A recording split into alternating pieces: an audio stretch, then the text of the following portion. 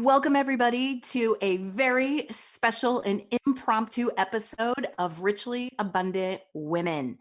Today, we're going to talk about money smarts in times of radical change. I'm wondering if we should even call it times of rapid change, right? We're on this crazy, wild ride. So, I wanted to bring someone very, very, very special on air with me, and that is Scott Warner. And he is my financial guru. I call him my money dad, and he's also an investment genius.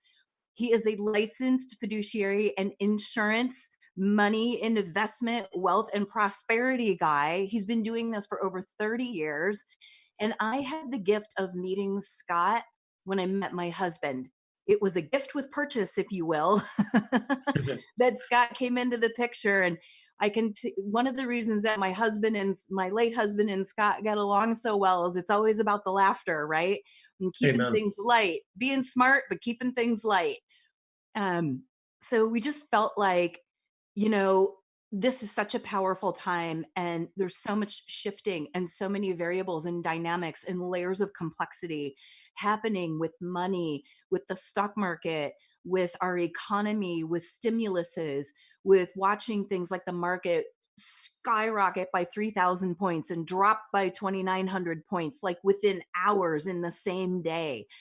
And whether you watch the stock market or not, what's happening in our world, with the world sort of closing borders and shutting down and encouraging everybody to disconnect, I'm kind of radical and want to say, no, let's connect and let's talk about this, because it's having an effect on our money, personally, professionally. Especially my heart hurts for deeply heart-centered, mission-driven entrepreneurial women and anybody else who's out there in business for themselves, right? Because this changes everything. This puts a damper on cash flow. It creates financial challenges left and right. And it really makes us question what's going on with our money system. And so I couldn't think of anybody better to come in and talk about that than having Scott. So I want to welcome you to the show, Scott. Thanks. Great to be here. Yes, and I love that you have a cheetah over your shoulder. That's a little piece of the trip that you couldn't go on right now, and so Right. it's meant to bring hope. Yeah, thanks for rubbing it in. No, that's okay. So let's talk about this. So I want to know, I think this is, I mean, I've watched this happen before with the stock market and the World Trade Center. And you and I even had a conversation about when Obama was in office and the swine flu. Why is there such an impact on the economy, on the stock market when these things happen? Like, why doesn't the money system stay stable? I'm just really curious about that. Well, I think right now, for sure, we're in full blown panic because this one is unknown as to how far it'll go. And Yeah. so it's taking every bit of precautions. And so because it's forcing everybody, even government mandated now, to shut down Yeah. everything, that ripples everything. And then of course, I believe because we've been on such a long fantastic bull market that was still going and still would be going, that people became accidentally complacent about thinking it always goes up, and probably have a little bit too much risk that they should have depending on their age and situation, that they didn't plan enough for these black swine type unknown things that could happen. And so it just hit out of the blue, kind of like the planes flying into the buildings, and it Yeah. really just surprised everybody. And so instead of being, for those that aren't plans or have plans, and just kind of being in the market without really understanding why we're there other than you want to make some money, those people obviously are panicking and pulling out. And so there's an implosion of pulling out, which is further. So you have two things going on, right? You have the businesses scared, people are getting out because they're buying stocks on true merit profits and all that. And we know this is going to take a dip now. But the other people are just panicked because it is going down and just running for the hills and getting out. And so that perpetuates the exponential down. So we got all that going on right Right. now. So it's like a double dip on the Yes, totally. Yes, very much when so. when you say black swan, what is that? I've heard you say that before. We talked a little bit about it yesterday, but I'd love to really understand that more clearly. It's just a term that was given. I'm not even sure how long it's been around, but it's just a term we've used or heard in the industry of when we're trying to plan for people's retirements, which mainly what we do. Um, you can kind of get to know when recessions are coming, or maybe when depressions are coming, and slowly things start to turn, and there's some preparing, or your plans are already built in to protect from those in the event that they do happen, Hmm. instead of just pedal to the metal. So it's just a term used of absolute unknown things. Could be weather things. Just remember when they were mailing out all that stuff during the Obama administration, or during the Bush administration too, of like poison in the mail, right? It's like all Yes. these funny, crazy Anthrax. answer. Yes, that just happened. That could be a big weather thing, or all the fires in Australia. I mean, there could be all kinds of things that are just we don't see coming. I mean, the 2008 kind of was that way. People didn't really realize how manipulative banks and industries were, and the no down loans and no cost loans, and it just built a big bubble. And it just You're referring to the stock market. I'm yeah, sorry, the real estate market. You're referring exactly. to real estate and all the Yeah, loans that shouldn't have been made yeah. and So that all was the kind of a people that man. got forgiven. Yeah. That was kind of a man-made black swan, if you will. These other ones, this virus is, I wouldn't say man-made, but it's certainly contagious by man, and Yeah. going on and on. That obviously the planes and the hostage situation, or wars, can be a black swan event, that all of a sudden strike or something. So it's just a term for out of the blue unknown things that can really devastate times, but usually they're somewhat short lived in recovery. Yeah. And so this is really a time to really, for people to really assess why they were investing, and we can talk about that a little bit later, why they were investing and what the money was for, and the values of what they're trying to accomplish with that money is as important as rates of return, and how great they were doing. Really, and evaluate how long they have before they need that money, or do they have enough cash reserves, or Yeah. so I'm not saying that everybody should just stick it out and stay in, but it's certainly a time that everybody should review or reevaluate what they have and why, and then kind of go, ooh, well, we never planned about this. Now we need to plan, and maybe for some people it will be moving and changing to get prepared for when it does recover, and recover in a different way, instead of just sitting in the things that they have that maybe weren't that great to begin with, but did well because everything did well. But it really just had no rhyme or reason as to why they were in it, or the purpose of the money, other than we all wanted Yeah. money to go up and make money. But that's not a big purpose. Okay. So what I'm hearing you say is I want to ask you about history too, but before we do that, what I'm hearing you say is something really interesting here, which is something I think people could take note of and get some value out of, like, what can I do about it right now? Right.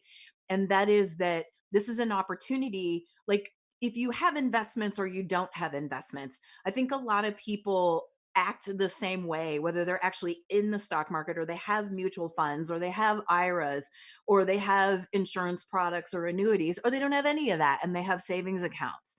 And it's like making money for making money without an objective attached to it or without a future goal in mind is so you're saying there's an opportunity here to kind of take a step back now that there's this big fluctuation black swan flying around, and and even if you haven't ever done it before, there's still an opportunity, right, to plan in a kind of specific way so that you don't get caught off guard regardless of your income level. Is that what you're saying? Yes, I would say that majority of people that are actually in the market, consumer wise, Yeah. really aren't there with any kind of plan, other than they have an IRA and they know they should put it away, and they've been told to save for the future, or 401k, and all those habitual things. And those are just tools. So the stock market is Right. a tool, many different tools in there. But I'm saying things Money is a like, tool. yeah, but I'm saying things like they could have examples of, some of it might be for a growth strategy, some of it might be for principal protection, some of it might be for their kids' college strategy, some is tax strategy, inflation strategy, charitable strategy. Um, Philanthropy. yeah, debt reduction strategy. And you can't have all that just in one bucket, all with the same risk, because some things are for later and some things are for now, and some things need to be safe and others can take a little more risk. So I think most people, at least that we work with, are people that have accumulated some money or on their way to accumulating some money. And so they already have some sort of tool Yeah. but they don't really know why they have it, other when someone get asked their age and how long they might want to go on a, 5 questions, and they say, sure, we'll sell you this.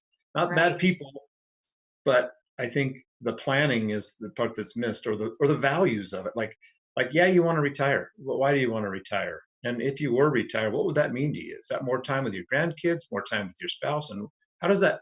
I think we need to work from the inside out, and then we put you in the buckets that help you get to the outside so that you can accomplish what you want to feel on the inside, as opposed to Okay, now you're talking. Now you're talking my game, right? This is what I love this. And thank you. This is what this whole idea of being richly abundant women, or anybody who's listening right now or will listen about these money challenging situations, is take a breath and understand that something's happening. Okay, great. There's an opportunity to assess.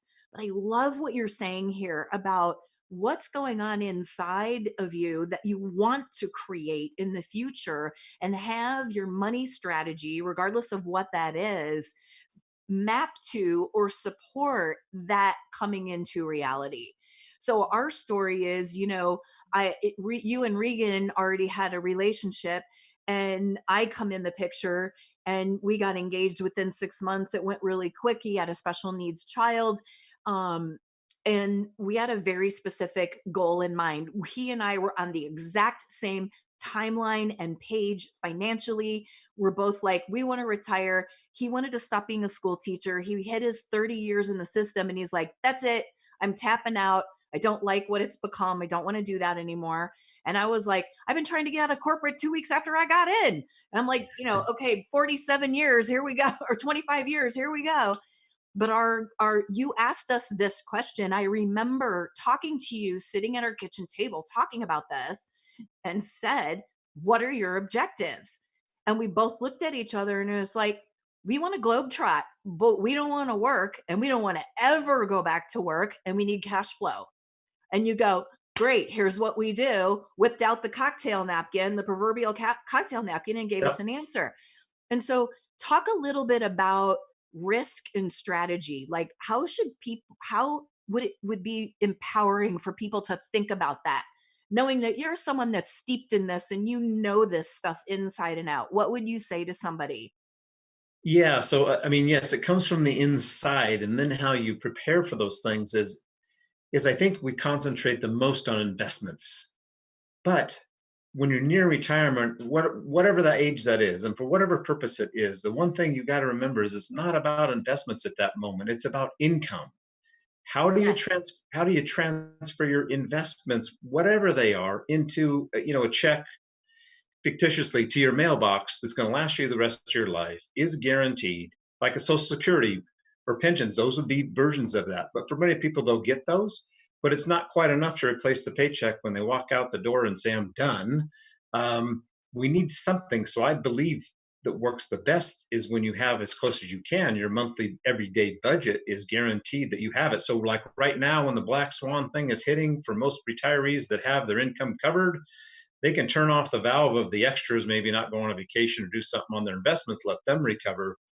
But all their bills are paid and all their necessities paid because they got Social Security, Yeah. maybe pension, or we've created a private pension or some other source to say, hey, no matter what happens to the economy or the market, you still get your 8,000 a month or 6,000 a month or whatever that is, so that you don't have to worry about these things. The problem is that many people leave it all in the market and keep doing the investment strategies and stay with the same people that help them accumulate money versus someone that's more in the line of distribution and protection mode.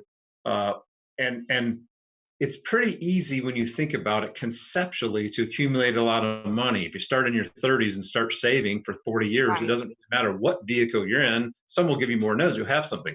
It's another thing to turn off the switch and go, okay, this is all the money we're going to live, honey. And one of us is going to live to be 90. Do we have enough to last 30 years with it? With cost of life going up and guarantees and healthcare worries and long-term care and inflation and all those kinds of things. So we look at all those kinds of things, but again, it's all back to driven.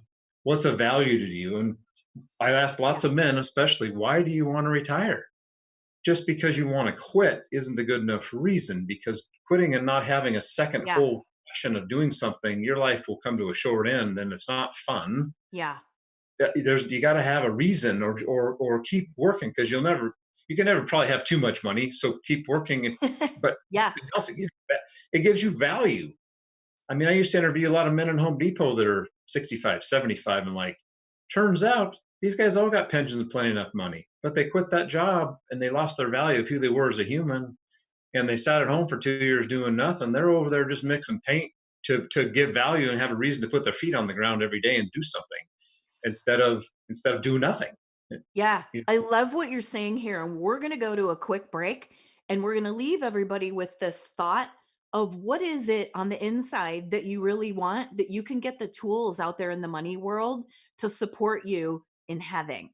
And so you're listening to Julie Steelman and Scott Warner on Richly Abundant Women. And when we come back, we're going to talk about creative ways you can get access to cash right now.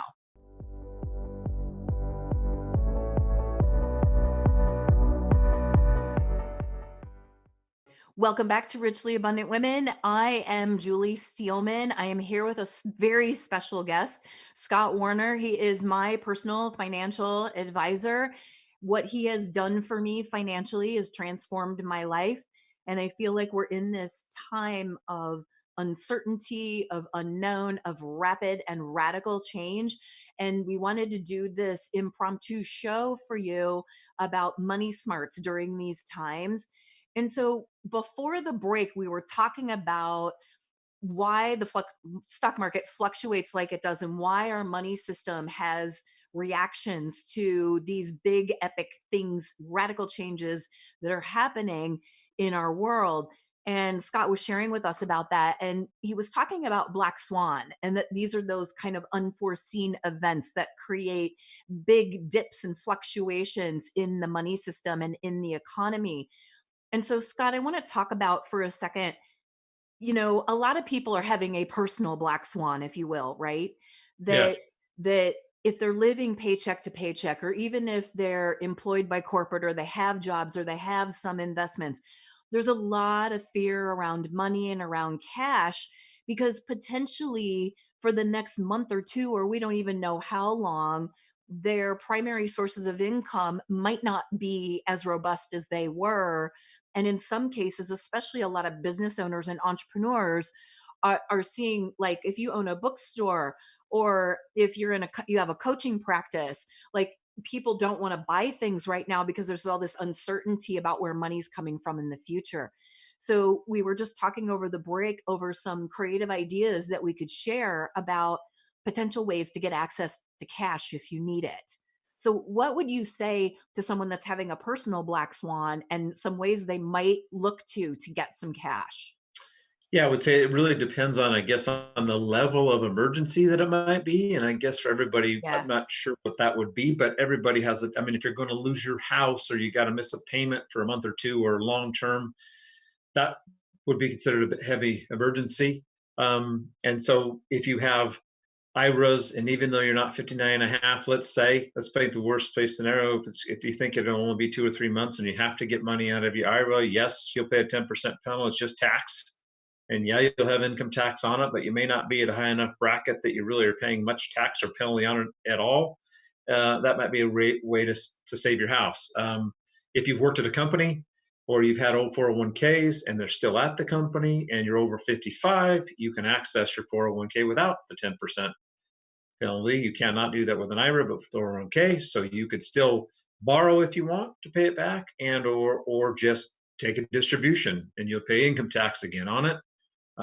This is the time, I guess, when people reassess that emergency funds or cash funds are more important than starting. If they got $2,000, it's better to leave $2,000 in the bank, totally protected, totally Yeah. accessible, instead of trying to put it in the market and now it's worth 1,500 as a small Right. example. But that's what happens when the market gets so crazy. And people don't have enough guidance to go, well, baby steps. Got to have enough cash flow, get a little emergency first, then start stepping out for the future. But you got to have the what if. Your own little mini black swan could be just, you're sick, forget this virus. Your own, just, you're sick and you have to miss work, or you're sick long enough that Yeah. your job lays you off and you've got your own little black swan.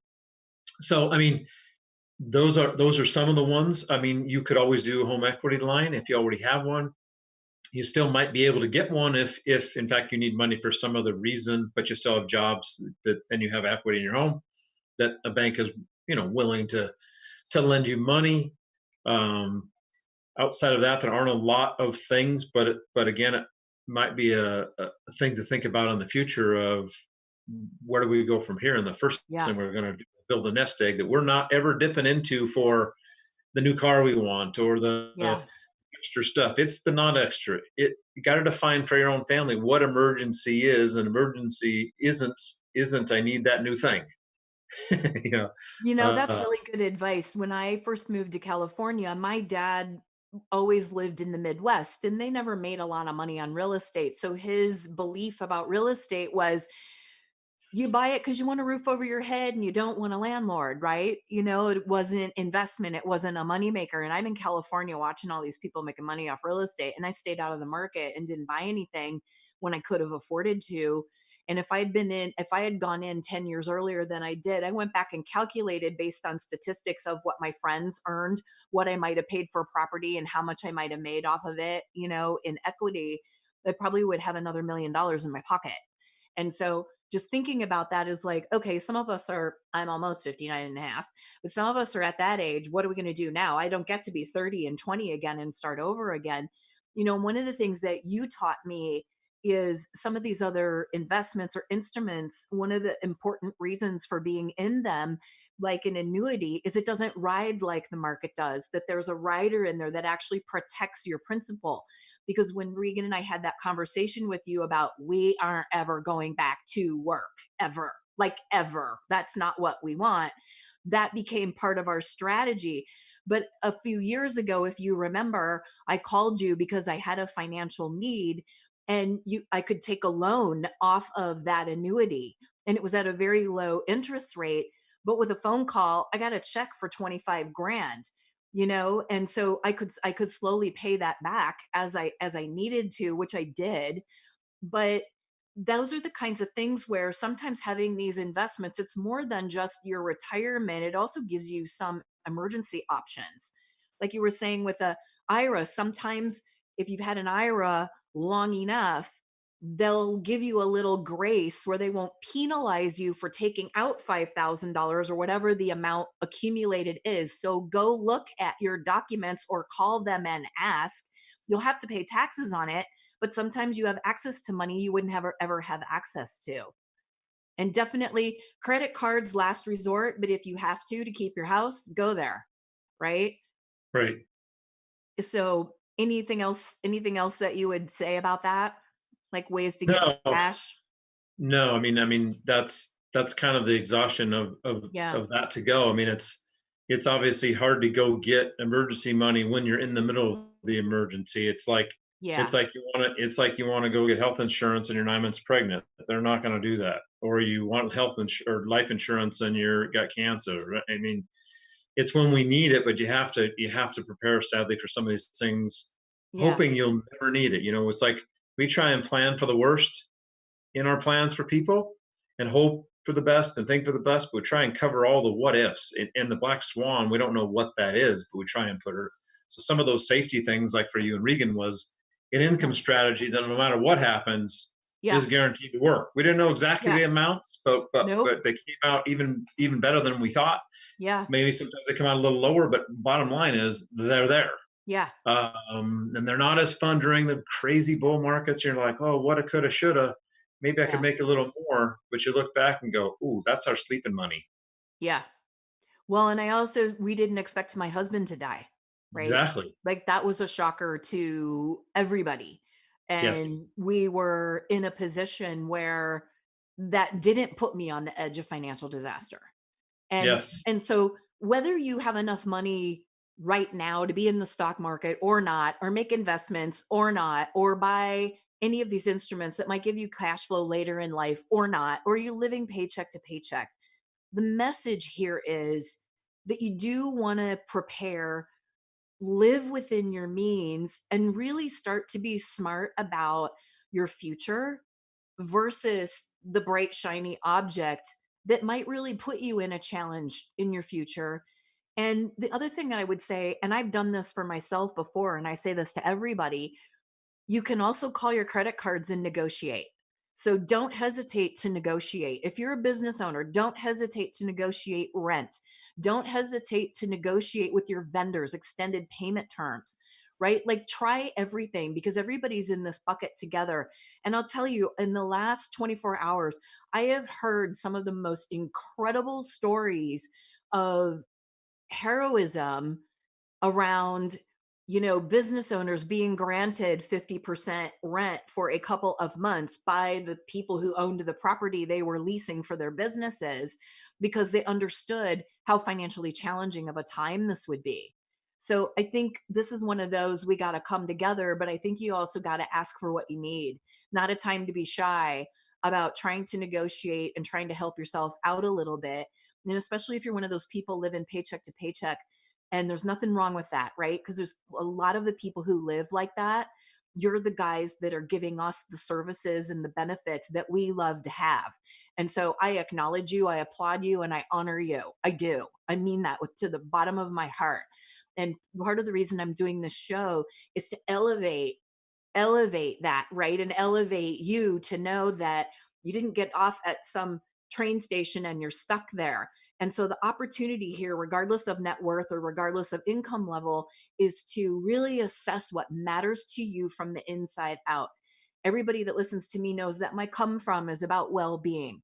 And so if your well being matters to you, this is an opportunity to get smart about your money so that your well being is taken care of.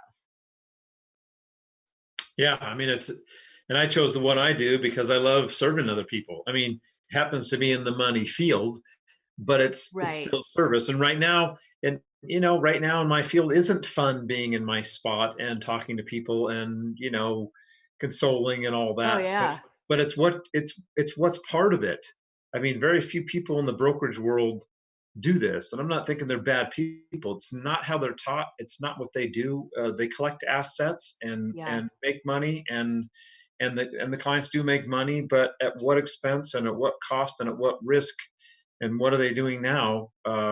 Probably not much, and not being proactive anyway. And so Yeah. now's a chance to really, not that your person is bad, but reevaluate what can you expect from working with somebody, or what do you want to have, and see if that person is really lived up to that or not. It doesn't make them bad, but you might poke around and find out if there are other people that would live up to that, and find out or ask the questions about who you are as a person, not just Yeah. what the.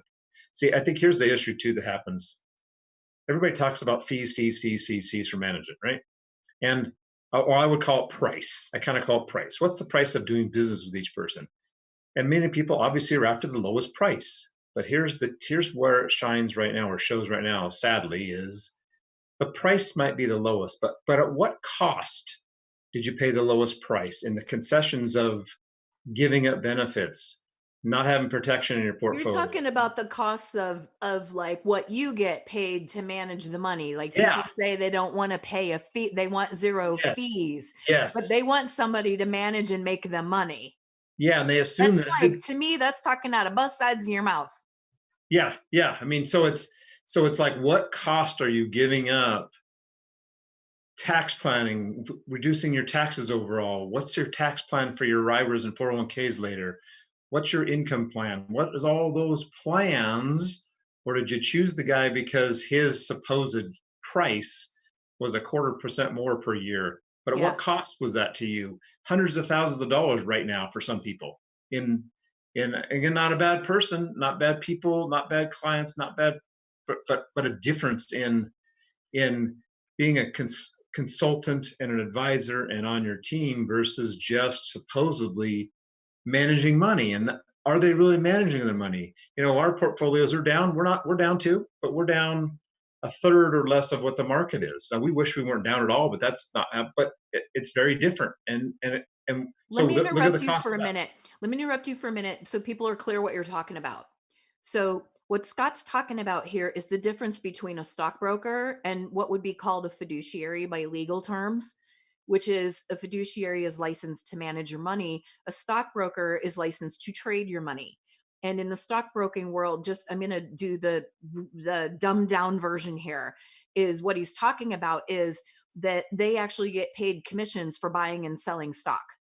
And so every time they move your money, they get paid. So their incentive is to continually move their money. It's not to make you money. And in Scott's world, he's a fiduciary, not a stockbroker, which is another legal distinction, meaning he has passed extensive tests. He knows all the legal compliance around being able to manage your money and being authentically able to do that. And his motivation is to make you money and to manage a plan based on what those inside goals were and to meet that agenda. Did I get that right?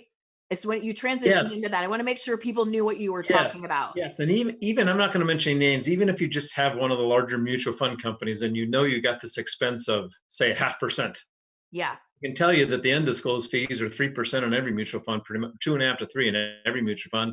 You don't see it, but let's just say it is only a half, and there is no other fee, and ours is say 1.5. I'm going to make it a big Yeah. disparity, but right now you're down 35%, and you pay a 0.5% versus being down 10% versus that could be $200,000 less, but you paid a point more for a So couple of years. you're talking about That's the being cost. you're talking about being penny wise and pound foolish when Absolutely. it comes to fees, because you don't want to pay a fee or you're worried about that coming out of the money that you're putting in as an investment. But what you're missing the point on is that you're not getting the strategy and the management that most people don't have the time, the energy, or the education to do properly. Yes. Yes. And all the other educational things that go with it, like Yeah.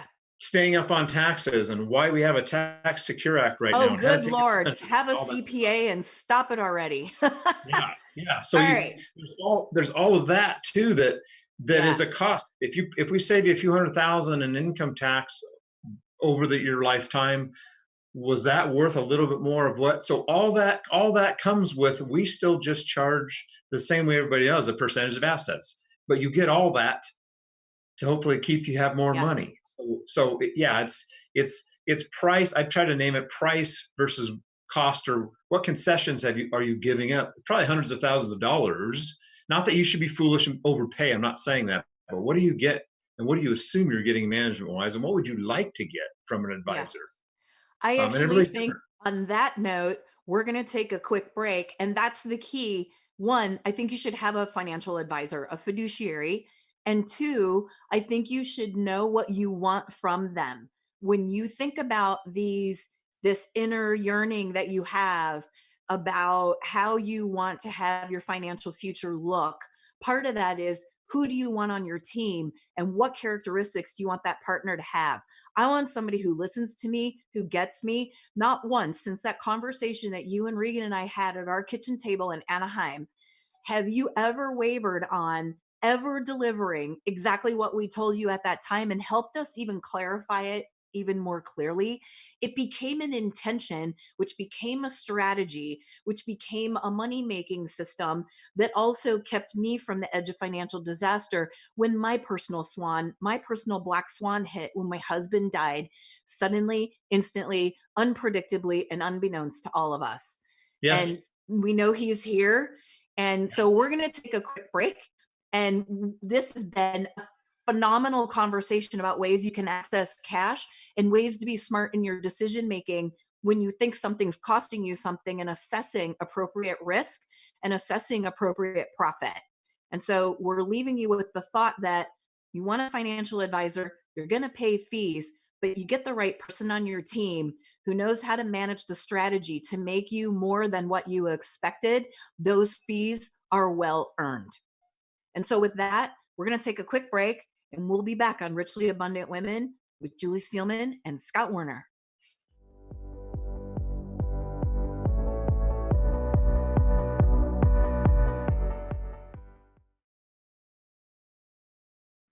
Welcome back to Richly Abundant Women. We just have a few more minutes left. I'm here. I am Julie Steelman, and I am here with Scott Werner. He is my financial advisor. And I want to share his email address with you because I know a lot of you have a lot of questions. I'm seeing Facebook and my Instagram and my texts blowing up right now. So that is Scott, SOTT, at lifedesignfinancial.com. That's Scott at lifedesignfinancial.com. He'll be happy to help you out, talk to you, potentially answer some questions. So, Scott, before we end tonight, I kind of want to talk a little bit about, let's talk about the economy in general. Like, what are, when we think about the stock market, we can get so like laser focused in on what happens in a day, what happens in an hour. But then over long-term trends, our financial system in America is typically very healthy in the long term. Yes. Now, I know we have a lot of very odd circumstances. We're in an election year. We have a very polarizing person in the White House, regardless of which side of that you're on. Um, the choices for candidates are polarizing regardless of which side of that you're on. And then Yeah. we have this virus that we're all still, really trying to digest what just happened to our life and how surreal and how fast everything just radically and rapidly changed. So let's talk about how can we really take a step back and assess what's happening in the economy so that this isn't one of the big humongous stressors of all the other things that we have to deal with right now. Yeah. So, I mean, this one, as people would say, is, oh, this is different. Well, it might be different in how fast it's happened. But if you look back at bear markets, because officially right now, Okay, wait, what's a bear and bull market? so bull market is when we're just going up at over 20% over the time period. And a bear market is when the Dow Jones index has dropped 20%. It's just an economic number. It doesn't mean that it'll stay there. Although if we have a typical bear market, they're 14 months, 15 months in on average. Um, but this is a different one in the saying that it's happened really fast as far as the technical numbers. Yeah. But if we truly are getting out ahead of this virus thing, which is possible, we'll know in 2 to 4 weeks. Did we shorten it? I mean, what they're saying right now is China's at whatever 100,000 some odd people, and they're already the hump, or they flattened out their curve. Doesn't mean not a lot more people are going to get it, but they slowed the increase down. So we just don't know. But because before this happened, job reports were good, everything about the economy was still booming after a fantastic stock market year last year.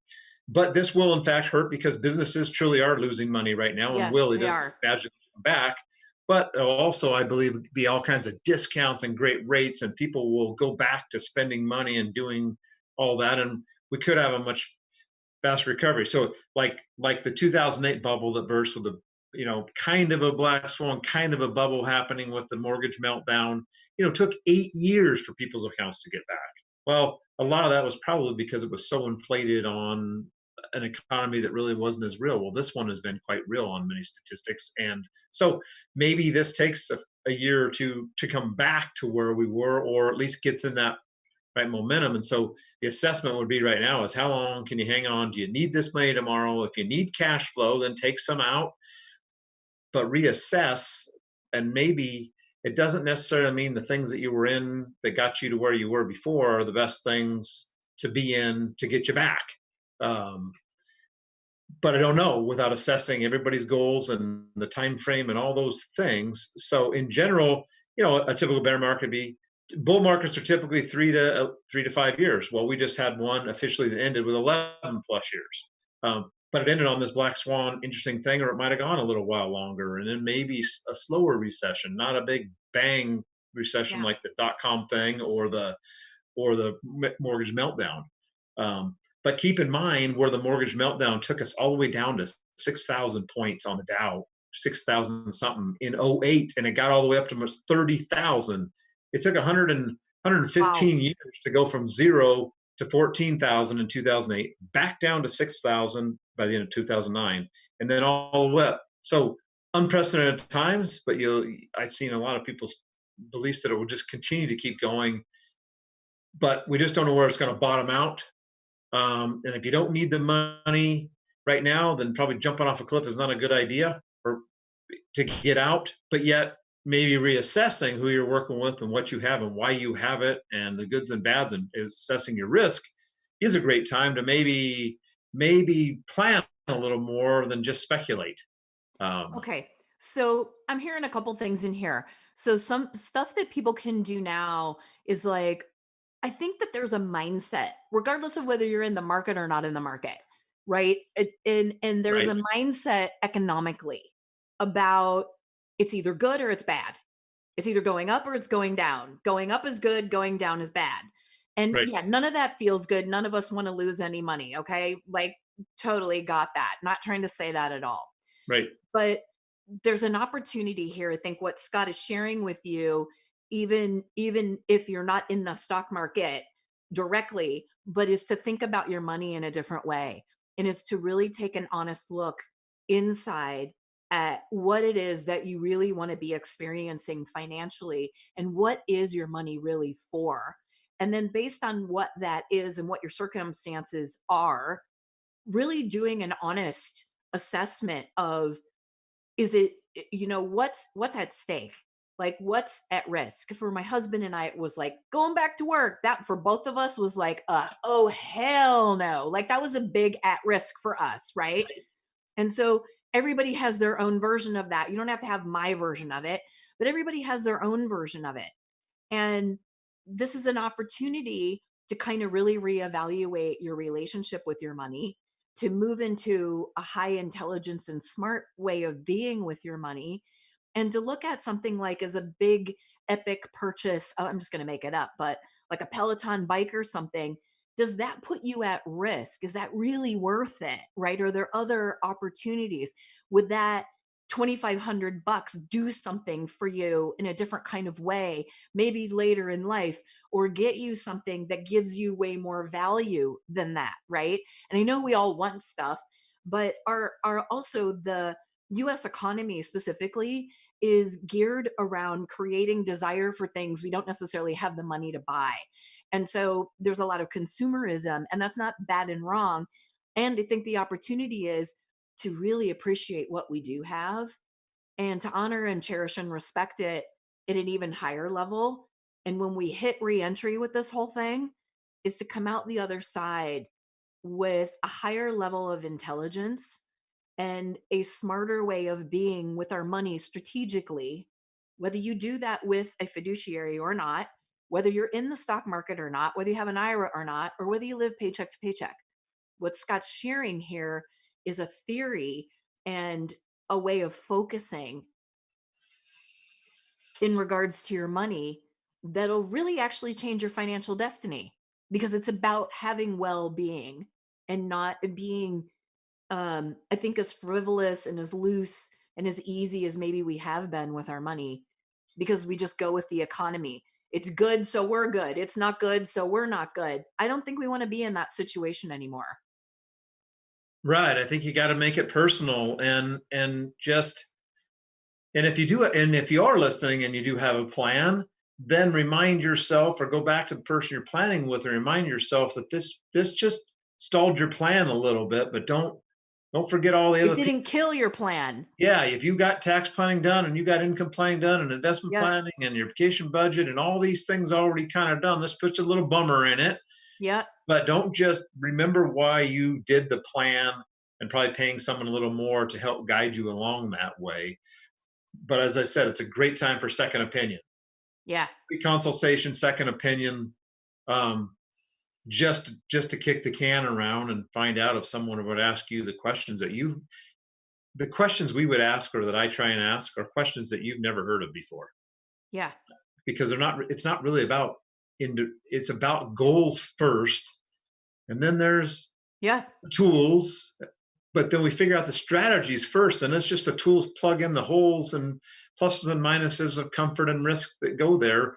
um, and some will get you faster there with risk. Yeah. Some, like when you guys said your goal was we ain't never going back to work, okay, we can't rely on mega stock market money for that. We had to have guaranteed safe Yeah. like things that produce. You just Yep. can't do it the other way unless you got 10 million and you can lose 50% and 5 million and not throw your lifestyle off. That's different. But for most people that end up having middle America, Yep. 500 to 100, 500 to a million, little pension, little social security, maybe paid off home in basic Yep. America, man, you can't take 50% risks. Nope. All The whole right. plan's blown off. This has been phenomenal. Thank you for this, enlightening. I know some things were like for people, and some of it is like really spot on. We just want you guys to be empowered. That's why we did this. So Yes. Scott's email address is scott@lifedesignfinancial.com. And if you're really struggling around this, you can go to www, you have to type in the W's, moneystorybreakthrough.com, which is where you give me your email address and we will immediately send to you a fun little PDF that you can work through to shift your entire money dialogue. This is a great time to do this when we're looking at out into the world and all it seems to be is evidence of doom and gloom, and see what might be your opportunity here. And with that, before we wrap up, I want to ask you, what's the thought that you would leave people with so they feel really empowered, even though it's crazy train out there?